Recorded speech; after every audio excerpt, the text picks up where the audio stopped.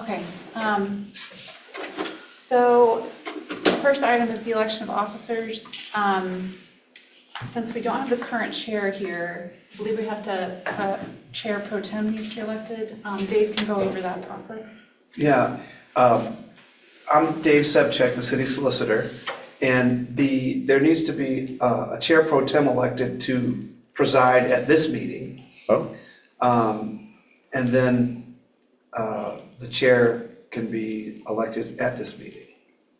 So what you need to do is have a motion to elect a chair pro tem in the temporary absence of the chair, in order to have somebody to preside and run this meeting. okay. So I guess I would call for a motion. I move that Edmund Janeski serve. Well, first we need the motion to elect a pro tem, yes? That Yes. is So the the motion. motion would be, yes, we'll put forth a motion to elect a pro tem chair. Yeah. Do we need to vote on that? I second it. Okay. Without any, if there's no objection, then the motion passes. Gotcha. And now I'll take motions or nominations for the chair pro tem. Edmund, please. For pro tem? Yes. I second. Okay. Well, And if there are no objections, then Edwin is the chair pro tem for alrighty this then. meeting. Well, our first order of business is to call for an election for the officers. So are there any nominees or anyone who would like to advance their own candidacy, I suppose, for chair and vice chair? I move to re-elect Liam as chair of the commission I can in second his that. absence. I would second, or you already seconded. I can second that.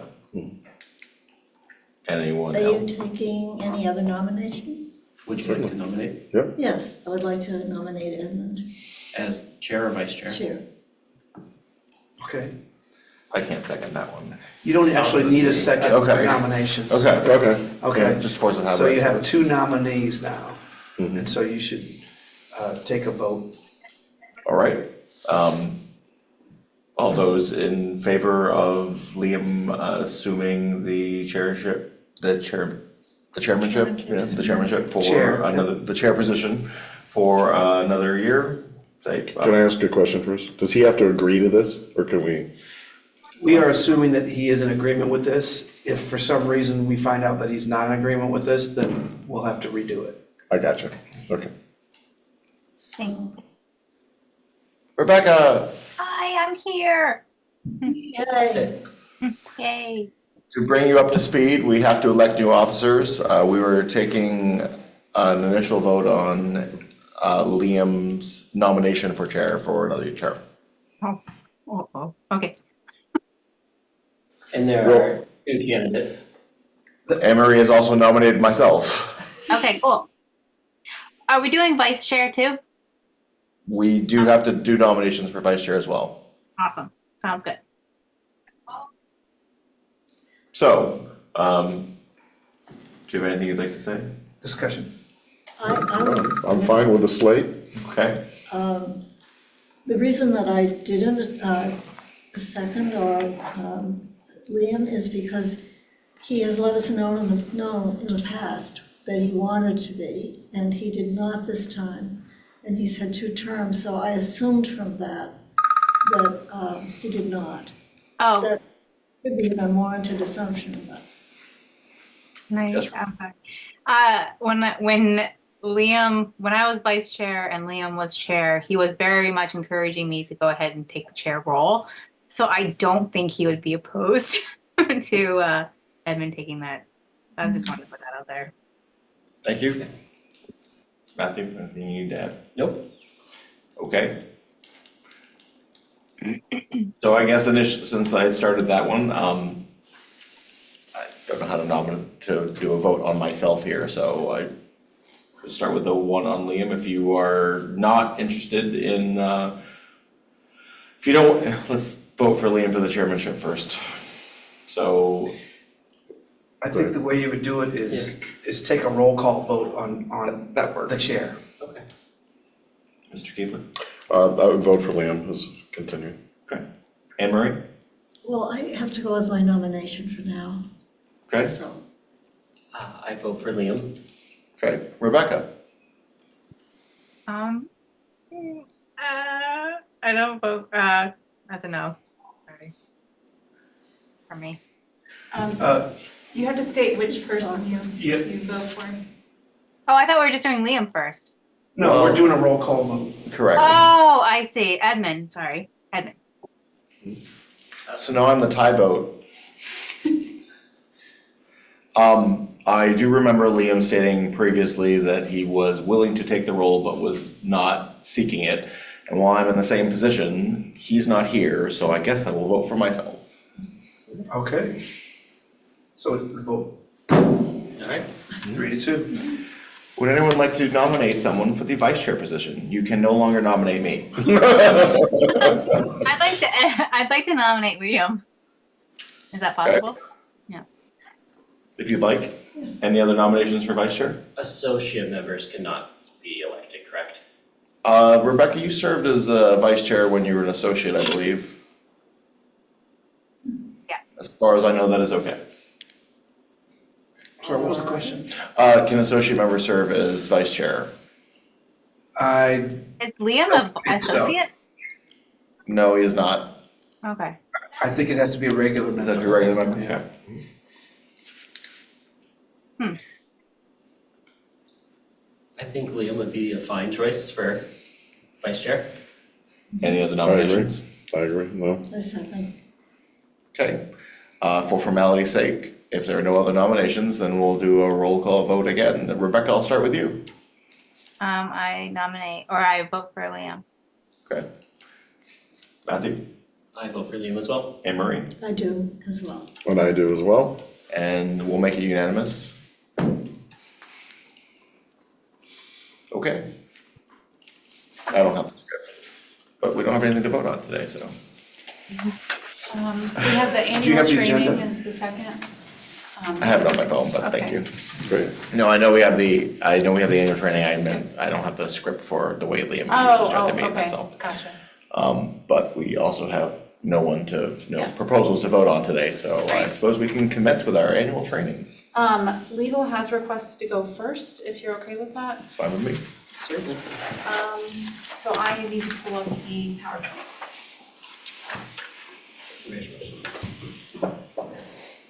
Where's the gavel? Yeah, I know. There you go. You have the power. You only get one power as the chair, and that's adjourning the meeting. That's an important power.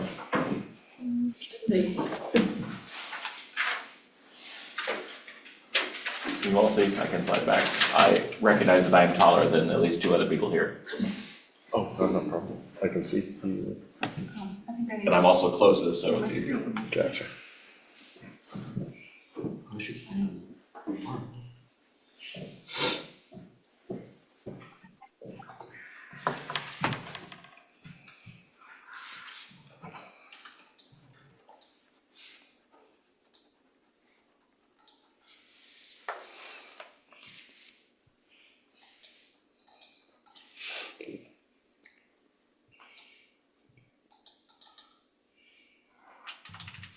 All right, we're gonna skip to the end, because that's where theirs starts. Well, it's good to see all of you here. As I said, I'm David Sebchek, the city solicitor. Some of you I know already. I'm going to talk about decision-making and due process to start off with, all right? The Historic Preservations Commission's bylaws require that the decisions by the Historic Preservation Commission are subject to due process requirements. Due process is the requirement that legal matters be resolved according to established rules and principles, and that individuals be treated fairly. The commitment to due process requires that decisions by the commission be unbiased, fair, and impartial. And the City of Bangor's Code of Ethics specifies that commission members may not discriminate unlawfully against any person because of race, color, religion, sex, national origin, age, physical or mental disability, genetic information, gender, gender identity, sexual orientation, socioeconomic status, cultural group, or political status. And the Freedom of Access Act, which is a state statute, assists in due process by requiring transparency of the commission in making its decision. So I'm going to talk a little bit about the Freedom of Access Act. That is a state law, and it has to do with two things. One, your records, and two, public proceedings. The Freedom of Access Act, passed by the Maine legislature, has its purpose to ensure that the actions of public bodies be taken openly and that records of public bodies' actions be open to public inspection. The act, which we call FOA, F-O-A-A, that's what applies to you. There's another act that's similar, it's called the Freedom of Information Act. That's the federal statute that applies to federal situations. We obey the state one that we call FOA. The FOA statute declares that public proceedings exist to aid in the conduct of the people's business. And so, I'm going to talk a little bit about the records part of that statute. Under the FOA law, any record that is in possession of the city of Bangor or any public official involving the business of the city is considered public unless a statutory exception applies. Because there are a number of statutory exceptions, I'm not going to go into each of them. But it is safe for you to assume that any document or communication created or received by a commission member involving the business of the commission is a public record. And this would include, written communications include texts, emails, social media posts and communications in electronic messaging systems, or any other electronic communication regarding the commission. All communications regarding the business or activities of the commission should be considered a public record, even if it's on your personal device. So it's recommended that you create a new email address for your position on the commission and use that for any and all communication, commission communications. It's also suggested that you're directed not to delete any communications, documents, or notes taken during commission meetings, because they may be subject to a Freedom of Access Act request at some point. Finally, you should be aware that the city may request to view your electronic communications involving any business of the commission. So the other aspect of the FOA statute has to do with public proceedings. So commission hearings are public proceedings. And as such, they must be advertised and open to the public. Under the commission's bylaws, ex parte contacts, meaning contacts of a public commission, meaning contacts outside of a public commission meeting between the commission members and the applicant are not permitted. So you may not discuss meeting matters with the applicant outside the meeting or conduct site visits without public notice and convening the commission. The commission's bylaws also specify that you may not discuss commission matters with each other outside of the commission meetings. So members of the commission should avoid discussion of substantive matters verbally outside of a commission meeting and by email, text, or social media. The bylaws also specify that commission meetings are open to the public under the FOA statute, except for executive sessions. Executive sessions close the public proceeding, but are only allowed for certain reasons that are specified in the state law. Many of those reasons wouldn't apply to this commission. The reasons include certain matters relating to employees or public officials, certain school board discussions, acquisition or use of property, of premature disclosure of information would prejudice the city's bargaining position, labor contract issues, but there are a couple of them that could potentially apply with regard to the commission's activities. Consultation with an attorney regarding the legal rights and duties of the commission. That's one reason you could go into executive session or to consult your attorney. Discussion of information and records made confidential by statute. That's another one that could possibly come into play. And then there are some others that won't come into play, discussions involving the content of examinations for licensing, permitting, or employment purposes, and consultations with the code enforcement officer with regard to the prosecution and enforcement matter. So those probably would not have anything to do with your commission. But executive sessions are not allowed to be used to defeat the purposes of FOA. Executive sessions may be called only by a public recorded roll call vote of 3/5 of the commission members present and voting. And a motion to enter into executive session needs to cite the specific statute that allows the body to go into executive session and the precise but brief nature of the business of the executive session. So you want to, if you make one of those motions, you want to make it to give the statutory site and the reason you're going into executive session without giving away the confidential stuff, for example, that you're not supposed to be talking about. No other matters can be considered in executive session, and no official actions may be voted on during executive session, with the only exception being to come out of executive session. So I want to talk to you a little bit about the City of Bangor's Code of Ethics, certain specific parts of it.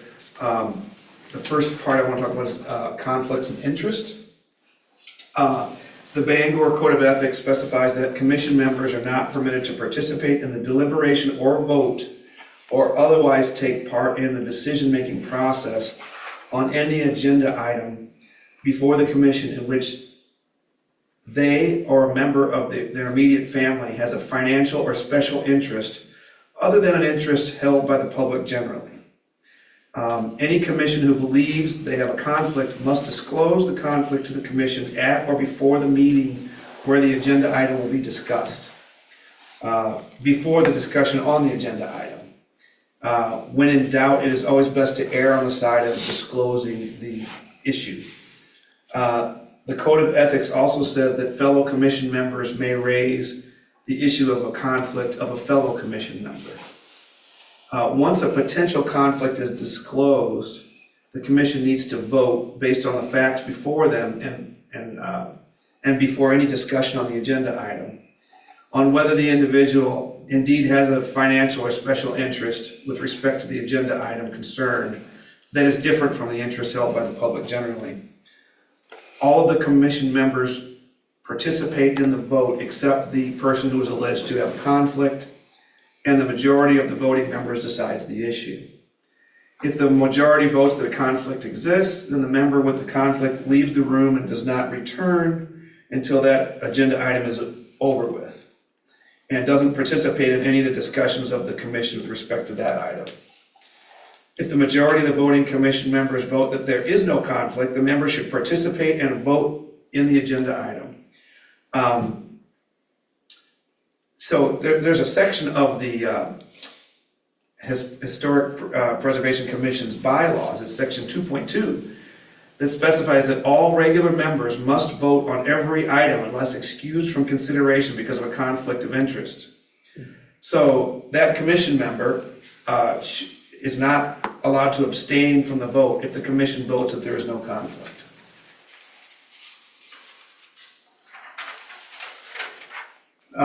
The Bangor Code of Ethics also states that members of the commission may not occupy any other office in any other governmental entity where the duties of that other governmental office are incompatible with or the proper discharge of their duties on the commission. Talk a little bit about gifts. Commission members may not accept gifts, favors, or other things of value in return for a decision the commission is making. Seems pretty fundamental. If a family member is giving you a gift, favor, or thing of value, you are allowed to accept it because you would not be part of the decision-making process if your family member is appearing before the commission. That makes sense. Confidential information. Commission members can't disclose confidential information concerning the property, government, or affairs of the city, or use of information to advance that member's financial, special, or personal interest, or the financial, special, or personal interest of others. Confidential information means information, oral or written, that is available to the commission members only because of their position with the city and is not a matter of public record. And the last thing I think I want to talk about is social media. The Code of Ethics goes into specific requirements laid out in section 33-7.1 to ensure that commission members are not perceived by the public as representing the city in their social media posts, while at the same time respecting the First Amendment rights of the commission members. Section 33-7.1D of the Code of Ethics provides a qualifying statement that members of the commission are required to substantially adhere to. And what it says is that if you're going to do a social media post that might in some way be interpreted as some sort of position of the commission or having to do with commission business, you need to state in there, the views I express on this site are my own and do not reflect any official view or position of the city of Bangor. And then that same section lists 3 inappropriate uses of private social media. A disclosure of confidential or proprietary information about or relating to the commission, or the city, its customers or its employees, private citizens or private businesses. 2, any statement that could reasonably be considered to represent the views or position of the city or one of its departments unless an official position has been taken. And 3, posting or messaging in a manner that could reasonably give rise to an expectation that someone contacting the person would be receiving an official response. So it's recommended that commission members be careful about their discourse on social media and review section 33-7.1 of the Code of Ethics before communicating anything on social media that might be perceived as involving your work on the commission or as an official view or position of the city. And I have copies of that particular section if any of you would like it. And would you like a copy? Absolutely, All right. yes, please. I'll just give this to hand around. They're great, thanks. Thank you, Jim. There you go. So the only other thing I would do is field any questions that you have. I have one question. Okay? You mentioned about don't delete anything essentially from electronic things and keep your notes basically. After not serving or after serving but not, leaving the commission, how long does one need to keep those? Is that a 7-year thing, or is that for, in perpetuity? Do you need to keep their stuff? I'm not sure if I know the answer to how long you have to keep your notes, but I can get back to you on that. There are different rules regarding how long you gotta keep certain documents. Sure. And I was prepared only to tell you that there are different rules. And 3 to 5 years. I don't know the 3 to answer. 5? Well, It varies up to 7 years, Okay. but it could be shorter than that. okay. And so, I'll get you that answer for the next meeting. Perfect, thank All you. right? Appreciate it. Anybody else? Rebecca, did you have a question? I did have, sorry. So in terms of the email, I have my own personal email that I've been having the city send me things to. Are you suggesting that we get a separate email? If your email that you have, is it used for things other than the commission? Yes. Yeah, that's the suggestion, that you get a separate email and Okay. only have commission business on that email. Right. That All right. just I makes never things even thought easier of to that. sort out. Sounds good. Any other questions? Okay, thanks. Thank you. Thank you, Lee.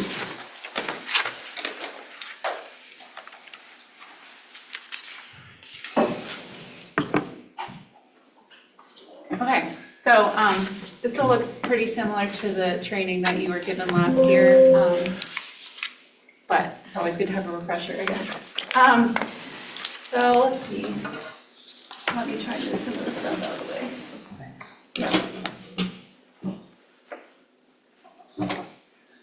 So, historic preservation in the city of Bangor, a lot of people might ask, why is that important and what does that do for us? But really preserving history is telling our story, telling the story of Bangor. And a lot of people know, Bangor has a history of lumber industry and mercantile industry. We're pretty famous for that.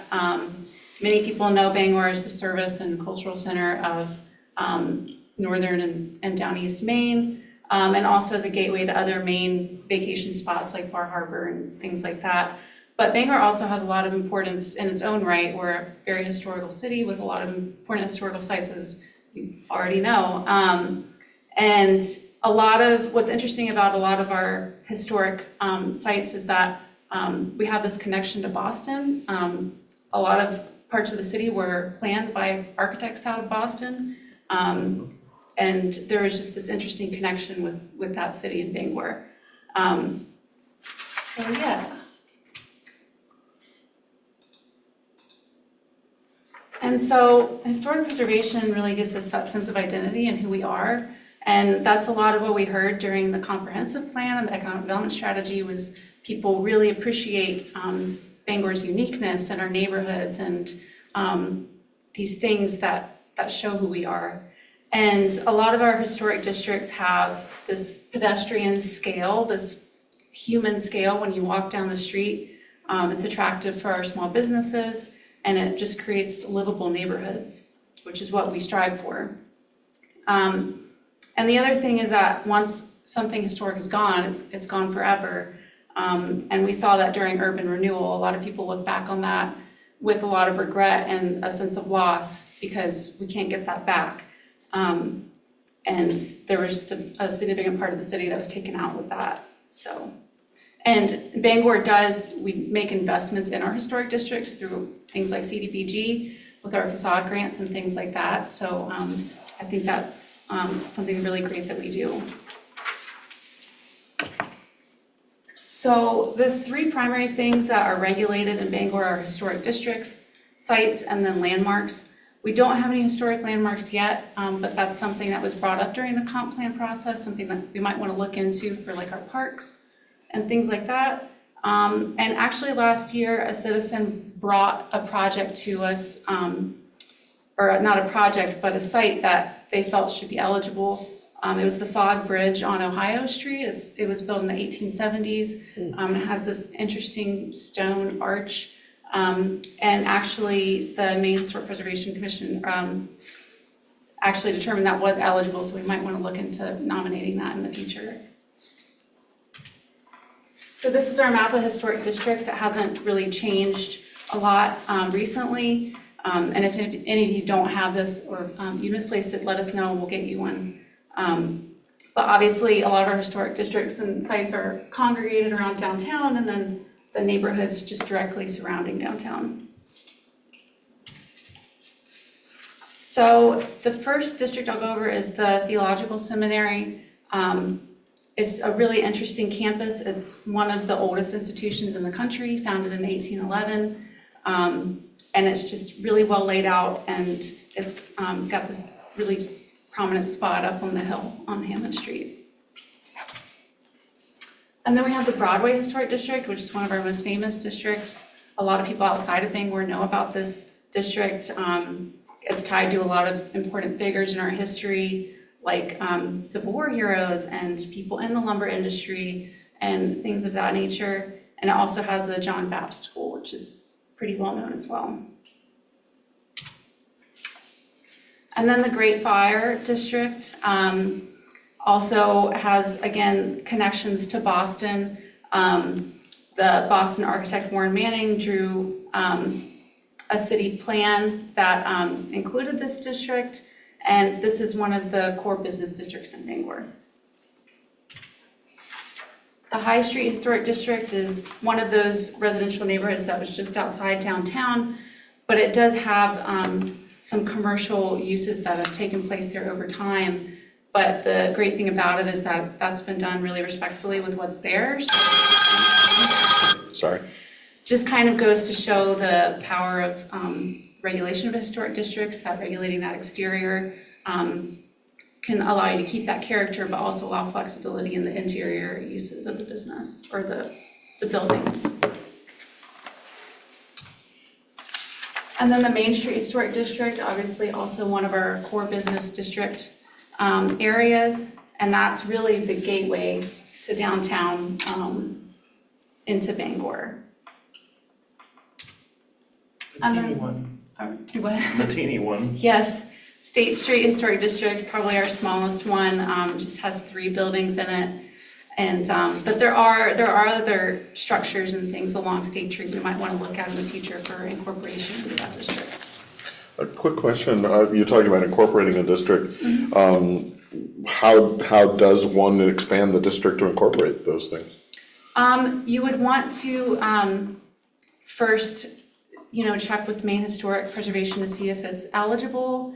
And once they determine it's eligible, then we, as the city, would go through the process of registering that. It has to go through council. I'm sure it has to go through historic preservation. I personally haven't done one here, but, yeah. So it- that's not necessarily a function of this commission, but we would be involved in that discussion? Yes. That's what you're saying? Yes, But definitely. anyone could bring forth and say, hey, we think this should be included? Is that Yeah. how that works? Yeah, so like, for example, the fog bridge that I mentioned was Yes. brought forward by a citizen. So, And we haven't done a district expansion in the terms that I've been on the commission, but we did have the commercial building downtown that was redone, that I think we yes, had that's right. a vote on, just supporting a measure Yeah, designated as historic. yeah, I that's see, right. okay. So the next one is the Thomas Hill Historic District, most known for the standpipe, but it also includes some of the buildings around the standpipe. And it's just in this really prominent spot above downtown, so it's just a very distinctive area. Rebecca's favorite. Yeah. And then we have West Market Square Historic District, again, part of the core business district. This is one of the first districts that was created in the city, and actually was created because of urban renewal. It was created when a group of citizens, saw what was going on, and they just really wanted to protect this section of the city and keep it protected. And then we have Whitney Park, which is a mainly just residential neighborhood. It's one of the most probably well-known in the city. It's very prominent and walkable, and has a lot of ties, again, to people in the lumber industry back in the day. And just has a lot of distinctiveness as far as large setbacks and some of the landscaping and things like that.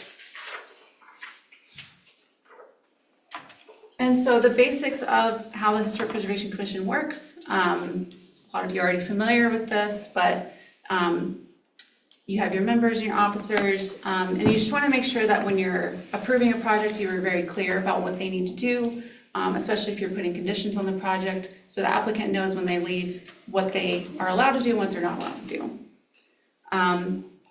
You have meetings once a month. There used to be, I believe, more meetings, but I think since more people are replacing in kind, they just don't have to come to the commission for those changes. They're actually doing the type of preservation we want to see. And yeah, so we have consultant Mike Pullen as our expert on staff, or not on staff, but on the commission. And we're really lucky to have him. He provides so much knowledge for the commission when making decisions. And he really helps us work more effectively with applicants too. And so every week before the meeting, we get you a packet which has all your materials in it that you need to review applications. And also just know that, with the National Park Service requirements, that's really what you need to look at when you're reviewing applications. Those are the requirements to use when evaluating those.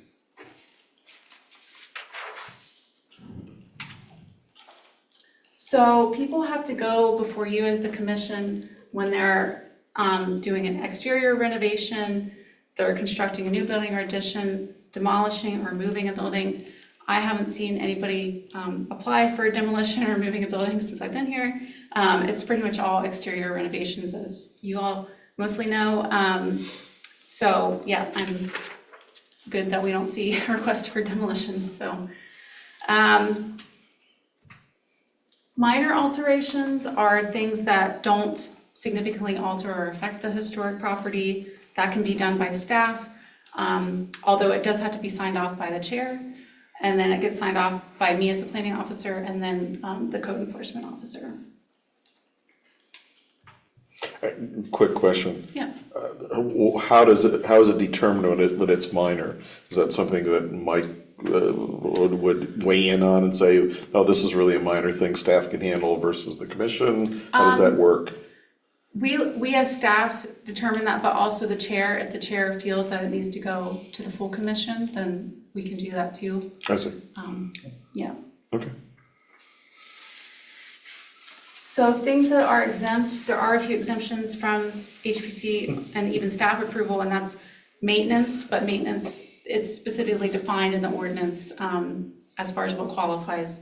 Interior work, landscaping, changing the paint color, and public art, those are just some examples. What was the last one? I'm sorry, Chance. Public art? art? Yeah. What do you mean by that? So Give an like example. A mural, maybe on the side of a building, a mural, Oh.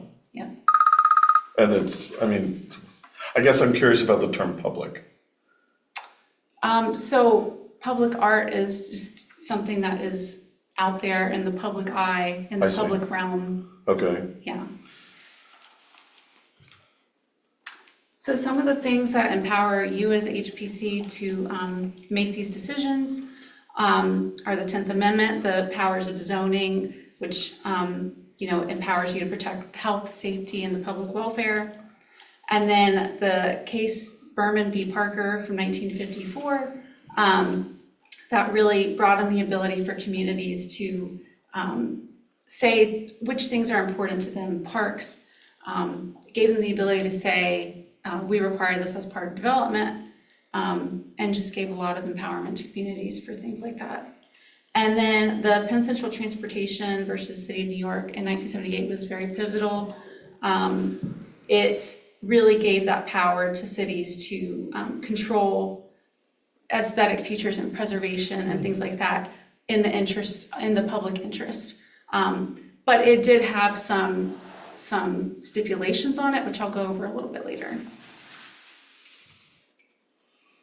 And then we have our local codes, Chapter 148 and Chapter 71. 148 is just for the historic districts and historic sites, and 71 is for the Bangor Center Revitalization Area, also known as the Facade District.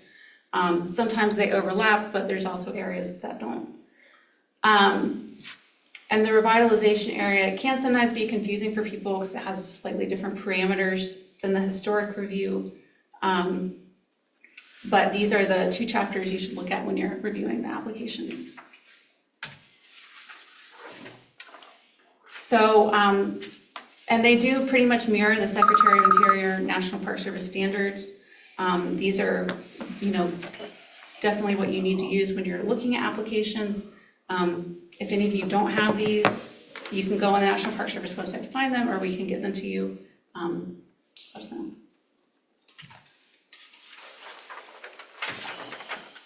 But like I said, our local codes really mirror those standards. In the revitalization area, people have more, or you as the commission have more of the ability for design review. And then also you can look at more of the compatibility with the surroundings, as well as allowing for more artistic pursuits. And this is a interesting and beneficial area because it kind of allows some mixing of new and old, which is important to keep downtown, alive. So two types of demolition, or actually, I'm sorry, I just want to talk about demolition by neglect, which is when property owners will just let something fall into disrepair to the point it needs to be demolished. And that can happen a lot, not just in Bangor, but in a lot of places, because it is expensive to make some of these repairs and keep it in keeping with the historic character of the property. But one thing that is out there right now is a bill that's still in committee. I think it was in committee last year, which would expand the historic rehabilitation tax credit to residential properties, and that would, I think, really help people avoid this from happening. And then also the commission can impose a demolition delay of 6 months, and that would give staff time to work with an applicant to try and save the property. Maybe there's CDBG funds they could use on the property. Just a quick question on the demolition by neglect. So, is there monitoring by someone in the city regarding historic properties or in historic districts that watches to see if neglect is occurring to ensure that it doesn't occur? Yeah, so we have our code enforcement department. They're the main department that looks at property upkeep. They do just all over the city, not just historic districts. But properties are supposed to meet the code, and they are issued violations if code violations are occurring. So they would be the main watchdogs, I guess you could say. I see. Okay.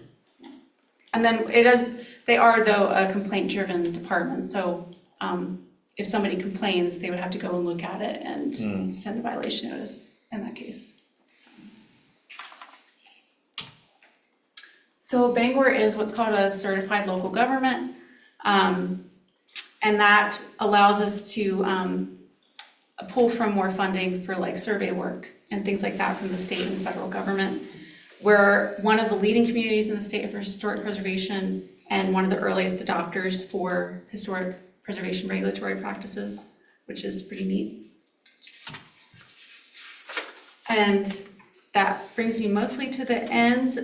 Just going back to the Penn Central case I mentioned, there is a 3-part test with that, and but one of the main things you need to know for your decisions is if a regulation goes too far, and it can be kind of arbitrary at what point it's going too far, but if it's depriving someone of too much of the economic use of their property, then it can be considered a taking of the government. So they still have to have a reasonable amount of economic return on their property. If it's determined that the government, by this regulation, took somebody's property, the government has to provide compensation. So that's kind of the stipulation involved with that case. So that's all I had. So does anybody have any questions? Just a couple. That last thing you mentioned is interesting. Would that be adjudicated in the courts as to if there was a situation in which a regulation pushed, a business or something too far that they couldn't get recompense from their actions or what they're using it for? That would be a court decision? Yep, it's usually adjudicated in the courts. There were multiple cases after this one where the judges looked back to this Penn Central case and they made the determination as to whether it was a taking or not. So I would also assume that in this body, since the vast majority of what we're looking at is essentially remodeling and that sort of thing, so I've already, in the previous meeting, for example, windows were discussed as being a particular issue that would be discussed in many of these projects. I would presume roofing also is one of those, in sense of historic character, for example, slate roof versus, the slate roof is falling apart. They don't have the money to make, either put a new one on or fix the old one or whatever. It's cheaper to go to, say, asphalt. Is that one of the things that's sometimes discussed here? Is there I guess my question comes to the point of the realities that we have, that people owning these properties may not have the wherewithal to do what we would like to be seen done for the historic preservation process. And I guess pull that one out as one because having owning a house now that has partial slate roof and one that used to have, that I used to own that was also, it's a big issue. It's a lot of money. And so I guess the question is, where does that usually land in the discussions of the commission? Paint color is no longer on there. I had the experience of defending my paint color choice on my first house here in Bangor. It was an interesting process. So it's nice to see that's not on there anymore. But I guess the question is, with the roof situation, there's a stance that this commission generally takes? We haven't seen a lot of slate roofs come before us, but Emery, you may have been on the commission at that point, but there was, Liam and Anne-Marie and I have sat on. I was at that one too, yeah. And Rebecca was as well. Yes. I can't see you, so I forget that you're there. Sorry, I'm here. That's not your fault, it was the PowerPoint, I couldn't see you. Yeah. But we have sat on, a case that, or a presentation that was involving a slate roof replacement, and they are very much expensive. Mike is an excellent resource for Yeah. helping with some of that, and prior commission members who have actually been architects in the case where they were replacing slate roofs have had there's people with experience that can help with that. But Was the outcome of that discussion a precedent of sorts for this commission, or? I don't know if that one was so much a precedent. No, I don't think it was, not the one that I was sitting in. No, because they. Also, I think the area that it was not on the road front, if I remember correctly. It was on the side, so it wasn't as visually like noticeable. Okay, Because we do have to focus on what is I'm gonna use the word facade, but the visual from the primary road or the road space, so. If you were replacing your slate roof in your historical district, and it was a financial stuff, you could potentially make an appeal that you don't replace the slate on the part that's not visible. okay, That's an argument you could make, okay. But whether it's acceptable or not. Yeah. it just seems one of those things that, practically speaking, may come up more than once. As they start to age out more, Yes. I'm sure it will. Yeah. Great, thank you, appreciate it. 100-year investment. Everybody wants to flip in 20 now, so.